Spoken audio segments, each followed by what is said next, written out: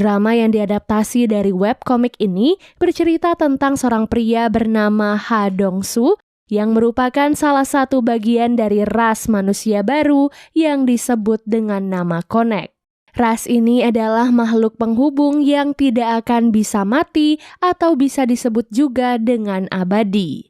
Kalau kalian pernah nonton film Ajin dari Jepang, nah karakter utamanya juga nggak bisa mati kan, sama seperti yang ada di drama ini. Sebelum kita ke alur ceritanya, Mimin mau ingetin dulu ya guys, kalau konten ini berisi full spoiler.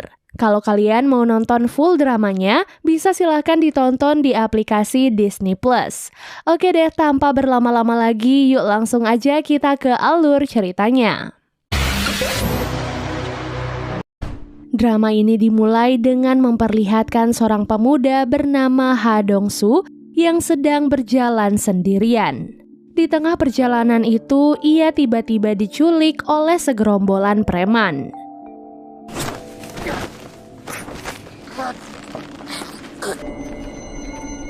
Ia yang pingsan kemudian dioperasi oleh seorang dokter bedah.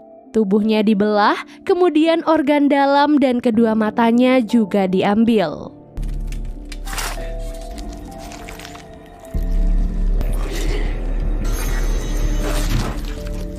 Saat potongan tubuhnya dibuang oleh si dokter, inilah yang terjadi.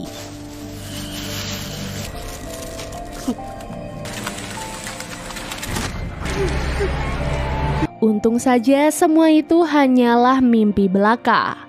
Dong-soo digolongkan dalam ras manusia bernama Connect, di mana ia tidak akan pernah bisa mati dan apabila terluka, lukanya itu akan sembuh dalam sekejap. Berkat keistimewaannya itulah Dong-soo pun berhasil kabur dari si dokter bedah walaupun salah satu matanya tertinggal di sana.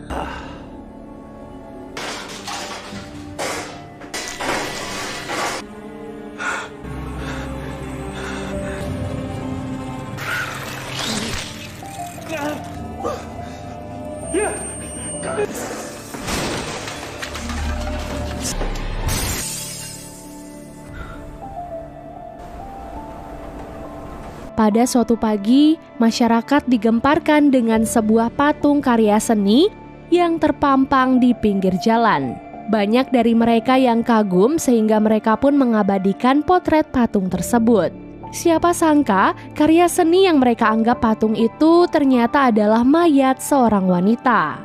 Seorang pembunuh psikopat tega menghabisi nyawa seorang wanita, menguliti tubuhnya dan membuatnya seolah-olah seperti patung. Ia bahkan terang-terangan menuliskan tanda pengenal di tubuh wanita itu bertuliskan PL. Scene lalu beralih memperlihatkan Dong-soo yang sedang memainkan gitarnya. Saat itu ia tiba-tiba merasa sakit pada salah satu matanya yang hilang. Ia seperti mendapatkan penglihatan dari matanya itu, di mana itu berarti salah satu mata Dong-soo kemungkinan berada di tubuh orang lain. Dalam penglihatannya, Dong-soo melihat tampilan horoskop dengan simbol yang sama persis seperti yang tertulis di tubuh korban pembunuhan tadi pagi.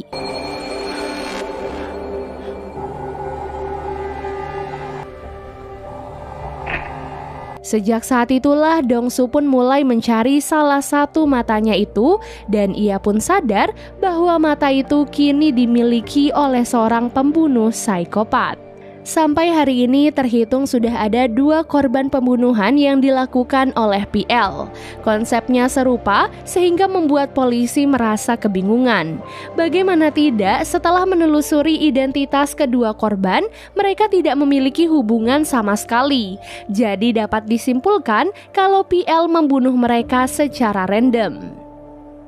Keesokan harinya terlihat Dong-soo yang sedang bekerja di sebuah pabrik rongsokan milik pasangan lansia. Saat itu si kakek terlihat diganggu oleh 3 anak nakal. Dong-soo yang merasa kasihan akhirnya membantu kakek tersebut. Alhasil ketiga anak itu pun menghajar Dong-soo dan memotong salah satu telinganya.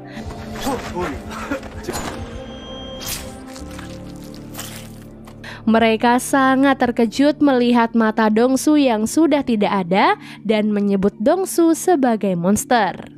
Sebutan itu membuat Dongsu sedih sekaligus marah. Sejak kecil ia dijauhi oleh semua teman-temannya karena keistimewaan yang ia miliki.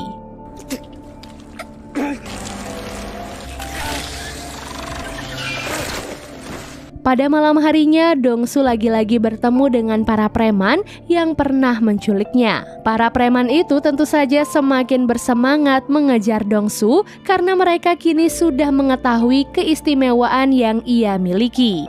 Dongsu pun berusaha kabur sampai akhirnya ia pun diselamatkan oleh seorang wanita yang menulis novel tentang konek. Ia sudah lama mencari tahu tentang konek dan kini ia ingin membuktikannya sendiri kepada Dongsu. Dengan santai, wanita itu pun menyayat kaki Dongsu dan melemparkannya ke bawah. Welcome. Di waktu yang sama, kita pun diperlihatkan pada PL yang baru saja menemukan korban selanjutnya.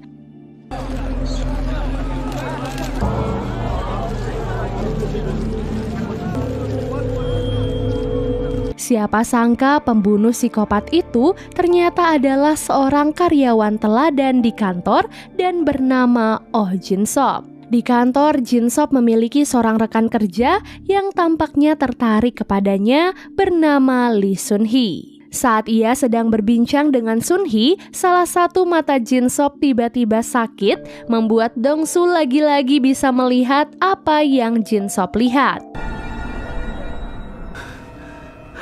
Rupanya kondisi ini dipicu ketika Jin Sop mendengar lantunan lagu ciptaan Dongsu.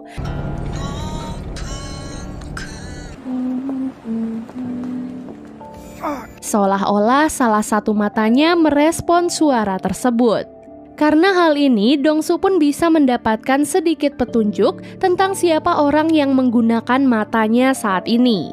Dongsu kemudian pergi ke kantor Jin Sop. Di sana ia pun mengenali wajah Sun Hee, jadi ia pun bertanya beberapa hal kepadanya. Tak disangka, Sun Hee ternyata malah takut pada Dongsu karena ia tidak sengaja melihat matanya yang hilang. Ia dan temannya bahkan berpikir kalau Dongsu adalah orang yang jahat. Meskipun begitu, Dongsu tetap tidak menyerah. Ia bertekad akan melakukan apapun demi bisa menemukan matanya itu. Dalam ingatannya, Dongsu sempat melihat Jin Sop sedang memperhatikan gambar horoskop. Dengan petunjuk itu, ia pun pergi menemui seorang peramal untuk mencari tahu maksud dari gambar tersebut. Si peramal kemudian berkata, lambang PL berarti planet Pluto. Ada sesuatu yang istimewa dari planet ini, di mana dalam beberapa waktu planet Pluto dan planet Venus akan berada di dalam garis yang sejajar atau bisa disebut sebagai konjungsi. Setelah mendengarkan hal itu, Dongsu pun menyadari bahwa Jin Sop memanfaatkan waktu-waktu konjungsi untuk menghabisi para korbannya, di mana pembunuhan selanjutnya akan terjadi pada 25 Desember dan berakhir di tanggal 6 Januari. Pada tanggal 24 Desember, Jin Sop terlihat menggambar wajah seorang ibu-ibu di buku sketsanya. Buku itu memang berisi sketsa para korban yang dijadikan karya seni oleh Jin Sop. Saat ia sedang fokus menggambar, Sun Hee tiba-tiba datang ke rumahnya. Sun Hee akhirnya mengungkapkan perasaannya pada Jin Sop dan berharap mereka bisa lebih dekat satu sama lain. Di waktu yang sama, si peramal melaporkan kedatangan Dongsu pada Detektif Choi. Hal ini tentu saja membuat Detektif Choi curiga kalau pelaku pembunuhan yang sebenarnya adalah Dongsu. Terlebih, ia memang sering terlihat di sekitar lokasi korban. Sementara itu, di rumah Jin Sop, Sun Hee terlihat penasaran dengan apa yang ada di dalam ruang kerjanya. Di sana ia pun terkejut karena menemukan buku sketsa seni mayat berisi korban-korban yang telah dibunuh oleh Jin Sop. Keesokan harinya, tepat di tanggal 25 Desember, patung mayat kembali ditemukan. Sun Hee yang melihat berita itu langsung teringat dengan sketsa mayat yang sama persis dengan yang ada di buku sketsa Jin Sop. Di waktu yang sama, Dongsu terlihat berada di lokasi korban pembunuhan. Tak disangka, di sana ia pun malah bertemu dengan para preman yang sedang mengincarnya. Kejar-kejaran pun akhirnya terjadi dengan beberapa polisi yang dikirim untuk ikut mengejar mereka.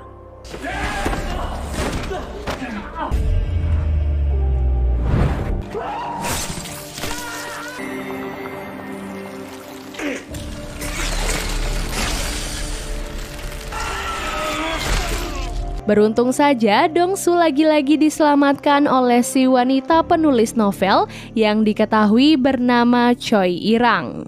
Sesampai di kantor, Sun-hee mengajak Jin-sop ke rooftop kantor dan meminta bantuan salah satu rekan kerjanya untuk mengawasi. Ia kemudian menanyakan perihal buku sketsa pada Jin-sop. Meskipun awalnya Jin-sop berusaha menutupi semua itu, namun pada akhirnya Jin-sop terpaksa harus segera bertindak. Saat tahu ada orang lain yang mendengar mereka, Jin-sop langsung membuangnya dari lantai atas.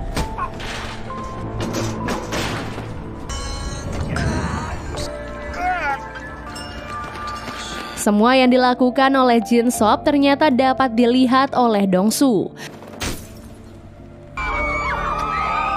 Barulah setelah itu, ia juga membunuh Sun-hee.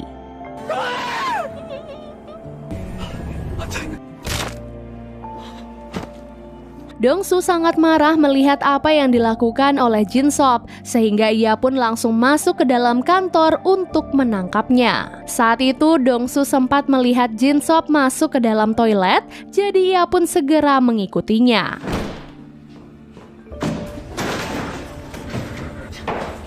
Jin-sop yang kesal lantas menusuk tangan Dong-su, namun hal itu hanyalah percuma. Belum sempat melihat langsung wajah si pembunuh psikopat, Dong-su lebih dulu ditangkap oleh para polisi yang mencurigainya sebagai pembunuh. Saat Dong-su akan dibawa ke kantor polisi, ia kembali diselamatkan oleh Irang sehingga ia pun akhirnya terbebas.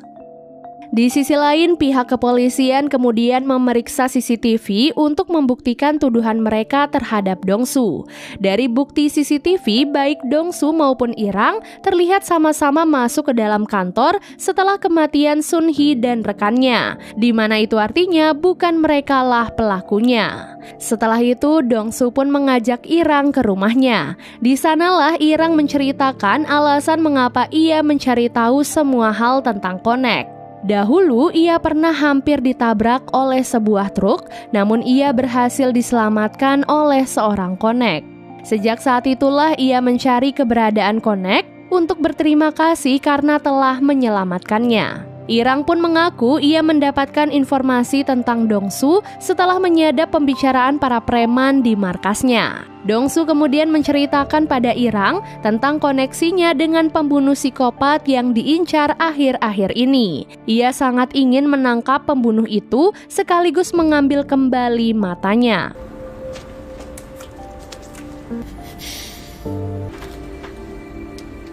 Kini baik Jin-sop maupun Dong-su akhirnya sadar mata itu merespon suara Dong-su, suara dari sebuah lagu ciptaan Dong-su yang ia unggah di YouTube. Siapa sangka banyak orang yang tertarik dengan lagu itu hingga ada produser musik yang berusaha mencari penyanyi dan pencipta lagu tersebut. Di markasnya, para preman mulai mencari tahu informasi tentang Jin-sop karena ia memiliki mata seorang Connect. Saat mereka sedang berdiskusi, mereka pun menemukan alat penyadap suara yang selama ini disembunyikan oleh Irang. Hal itu pun membuat mereka sangat marah karena Irang telah berani menyadap pembicaraan mereka selama ini. Di waktu yang sama, mata Dong-su kembali terkoneksi. Saat itu, Jin-sop memang sengaja melakukannya agar Dong-su melihat sketsa yang ia buat, di mana ia sedang menggambar wajah Dong-su dengan tulisan ia akan segera menemukannya. Selain itu, Jin-sop juga sengaja memperlihatkan rencana pembunuhan selanjutnya, di mana korban pembunuhan kali ini adalah 3 anak perempuan. Pada malam harinya, Dong-su mendengar suara seorang penyanyi jalanan yang saat itu sedang menyanyikan lagunya. Saat terkoneksi, ia pun sadar bahwa Jin-sop berada di kejauhan sedang memperhatikannya. Ia pun langsung mengejar mobil Jin-sop, namun ia malah ditangkap oleh polisi. Dan series Connect part 1 pun akhirnya selesai. Kalau teman-teman suka dengan series kali ini, silahkan komen sebanyak-banyaknya supaya Mimin makin semangat untuk buatkan part yang kedua. Semoga teman-teman mengerti dengan alur ceritanya.